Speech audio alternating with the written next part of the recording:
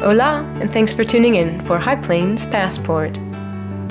Have you ever seen that movie about that guy that rides the motorcycle and has like a diary or something? Yeah, it was about the epic journey of Ernesto Guevara that unshrouded him to diversity and the indigenous civilizations of South America and impressed him so much that he became the world-renowned revolutionary, the iconic Che Guevara. I have seen the motorcycle diaries, but my friend Larry, he's only seen half the film. But he gets asked that question a lot. That's the first thing that they think about. But, you know, to each their own. Larry's on his own epic motorcycle adventure from New Mexico to Brazil. Belching and sputtering the entire way. And today, he's offered us a ride around the beautiful Lake Atitlan. We head south from Panajachel through the mountainous roads of Guatemala's Highland region to San Juan Toliman. Every corner seems to unfold into another picturesque panorama, from the volcanoes to basking views of buttes and basin, and the patchwork attire of people who turn to watch us pass. There is something about a Harley Davidson that makes people smile. It sure makes Larry smile. Actually, it makes him feel liberated. It's a liberation of many levels and in many degrees, indeed. Also, I'm a firm believer in the liberation of all things innate and otherwise. It's a totally Darwinian world. If you can make it, go for it. If you can't, you're going to pay for it. So you drive with that in mind. And I think there's something quite liberating about that sort of an atmosphere, if I do say so.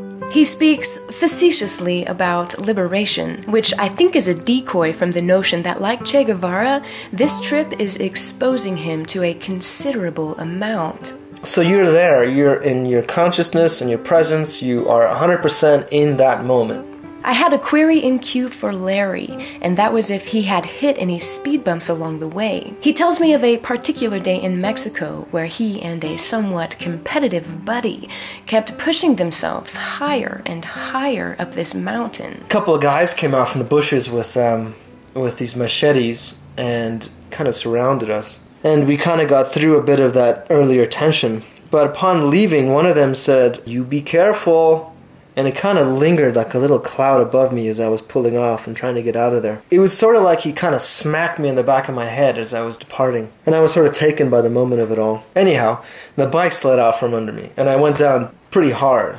Sometimes you become yourself too much, or sometimes you live in that moment too much, which means you're too comfortable in your being and you're not conscious enough of your place in the world around you.